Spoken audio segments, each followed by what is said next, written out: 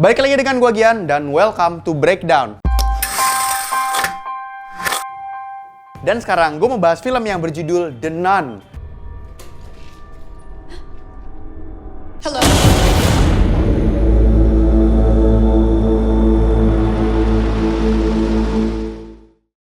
Ini adalah spoiler konten. Film ini bercerita tentang pendeta Burke dan Irene yang harus menginvestigasi tentang kematian misterius dari biarawati di kastil yang dikuasai oleh iblis jahat yang bernama Valak.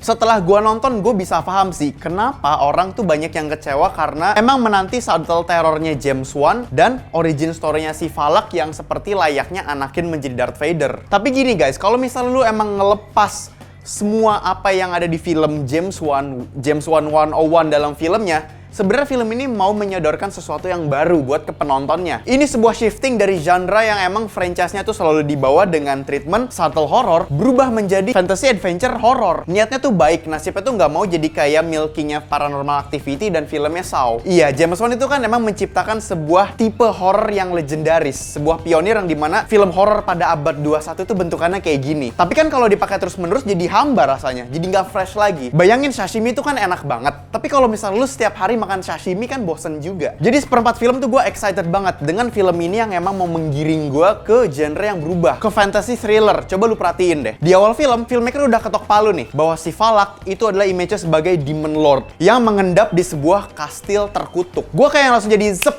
Beda banget nih penyikapan gue saat nonton film ini karena mau digeneresif ke sebuah pendekatan yang baru. Namun shifting genrenya tuh kurang bandel. Jadi pas gue lihat ancang-ancangnya tuh udah mantep banget, dimana dia udah membawa ide dan premis film ini ke sesuatu yang lebih berani, ke sesuatu yang penggarapannya lebih baru, ke dalam sebuah franchise yang udah ada patokannya. Sampai Valak di sini udah nggak dijadiin lagi instrumen buat jump scare-nya, buat jump scare yang emang pembawaannya tuh stealth, diem-diem. Tapi di sini Valak udah diberi pendekatan yang lebih presence-nya power, strength. Dimana di sini udah dikasih image bahwa Valak di sini bukan sesuatu yang mengedap-ngedap dan bakal ngagetin lu, tapi sesuatu yang bakal lu hadapi di akhir cerita untuk sosok yang emang dominan. Yuk kita breakdown bahwa se-fantasy apa sih film ini dan ada poin apa yang membuat itu semua jadi agak rusak jerninya. Karena ada sesuatu yang mau gua garis bawahi yang membuat film ini jadi runtuh tatanannya saat udah mau di-build up banget ke genre yang emang digarap adventure, fantasy, horror. Jadi film ini ide dasarnya tuh udah perfect combo banget guys buat untuk penggarapan fantasy. Kita lihat protagonis kita, Irene, memiliki kemampuan vision yang supranatural. Simbolisasinya udah sebagai mage, ditambah dia adalah apprentice, adalah murid, adalah calon biarawati yang belum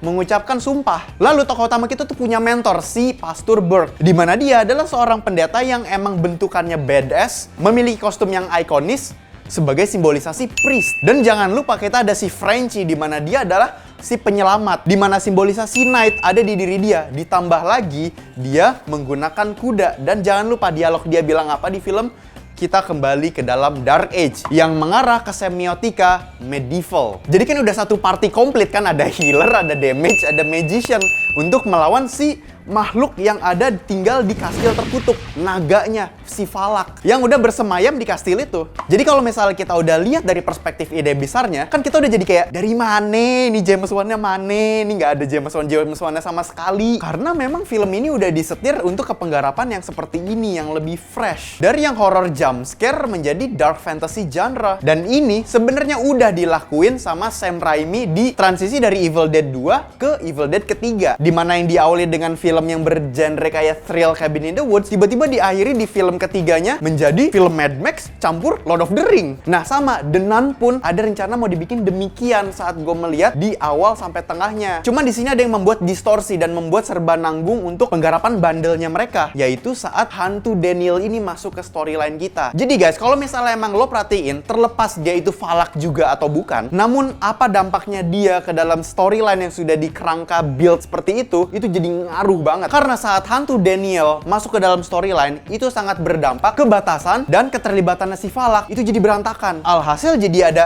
si adegan kuburan nih ulah siapa sih? Si Daniel sama Valak hubungannya apa sih? Jadi kalau ditembak iblisnya mati. Nah, semua ground rules apa yang bisa Valak lakukan sebagai ancaman di film itu menjadi timpa tindih perannya sama si hantu Daniel. Klasifikasi hantunya tuh jadi nggak satu archetype, goalsnya tuh jadi nggak satu jalur. Valak yang sudah susah payah mati-matian untuk merasuki Irene atau merasuki siapapun untuk balik ke dunia manusia, itu timpa tindih dengan hantu Daniel yang emang dia hantu setan kerasukan. Kan objektif setannya jadi rebutan. Patokan apa yang setan ini mau secara konkret itu tuh jadi blur. Padahal ya si Valak tuh sampai harus melakukan kekuatan yang sangat magis yang ngubur secara ajaib cuman untuk misahin si Pastor Burke sama si Irene-nya doang loh. Dan itu semua siasatnya dilakuin karena objektifnya Valak adalah merasuki Irene agar bisa ke dunia manusia berjalan dengan bebas. Akhirnya biar nggak timpa tindih, di akhir film filmmaker jadi harus menurunkan kekuatan si Valak karena dia yang emang terlalu overpower. Jadi yang kayak nggak bisa apa-apa, cuman bisa ngedorong dan cuman melayang doang. Nih mananya habis atau gimana ya? Intinya yang dibutuhin di sini adalah alasan dan batasan buat si Valak itu sendiri buat di film The Nun ini. Untuk di timeline film ini tuh apa yang sebenarnya Valak mau? Masalah dia emang mau masuk ke dunia manusia atau emang dia mau menguasai dunia, itu cuma latar belakang yang untuk membuat ambisinya si Valak bisa seurgen itu. Jadi yang harus digali sebenarnya kenapa Valak sangat terobsesi untuk merasuki protagonis kita ketimbang orang-orang lain, ketimbang villager-villager lain yang ada di film itu. Karena kalau emang tujuan Valak untuk merasuki dan masuk ke dunia kita, itu celahnya tuh udah banyak banget di film untuk Valak melakukan itu. Film ini lupa menggali kekuatan visionnya si Irene yang bisa merupakan sesuatu yang jadi diperebutkan nantinya. Padahal guys, di awal film tuh udah di-planting banget dan udah digaris bawahin banget bahwa si kemampuan visionnya si Irene itu bakal jadi hal yang signifikan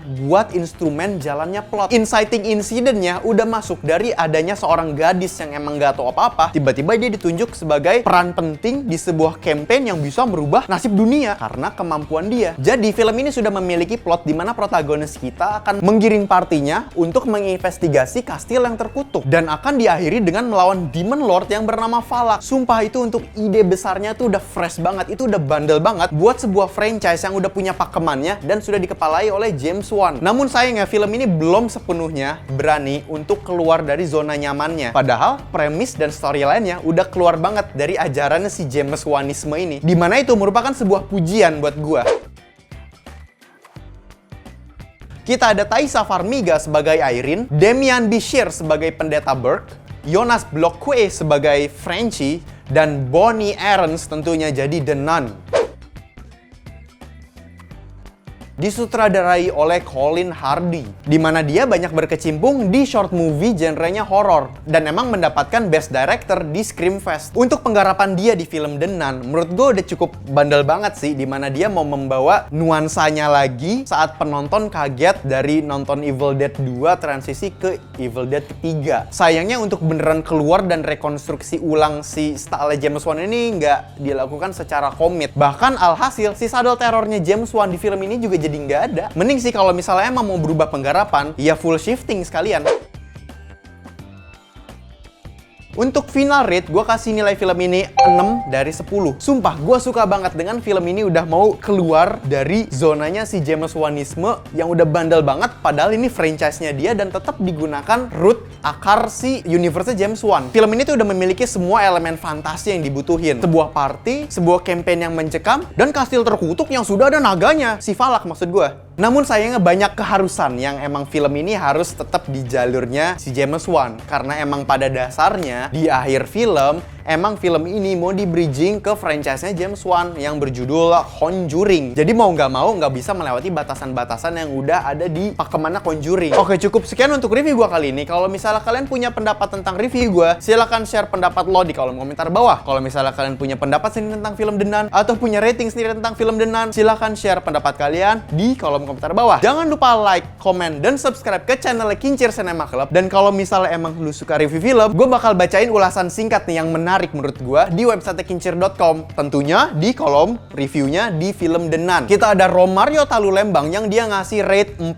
dari 5. Nah, dia bilang gini nih, alur ceritanya bagus, cuman menurut gue ya 90 menit nggak cukup untuk film ini. Masih ada yang beberapa bagian kurang jelas dan butuh waktu buat kita ngeh dengan jalan ceritanya. Jump scare-nya bagus, cuman mendekati di akhir ya agak menakutkan scene awal. Terus kita ada Irna Ardiansyah, di mana dia ngasih rate 2 dari 5. Dia bilang gini, buat gue The Nun ini contoh film dengan screenplay menjanjikan, tapi digarap dengan sia-sia. Sia-sia juga penantian selama ini. Berharap The Nun bakal jadi horror klasik yang nggak dikacaukan oleh efek CG. Nggak penting. Kasihan Falak, malah jadi kelihatan konyol. Khawatir sih The Crookman juga nanti hasilnya bakal kayak begini. Oke, tadi udah gue bacain 2 review singkat menarik di website kincir.com. Kalau misalnya kalian juga punya pendapat sendiri tentang film The Nun, silahkan share pendapat kalian di kolom komen atau ke review-review lainnya. Mungkin di next breakdown gue akan bacakan kalau misalnya itu menarik. Dan jangan lupa share video ini ke teman-teman lu yang emang horror junkies dan emang suka nonton Evil Dead 2 dan ketiga nih. Ayo kita breakdown film selanjutnya bersama gue Gian. Dadah.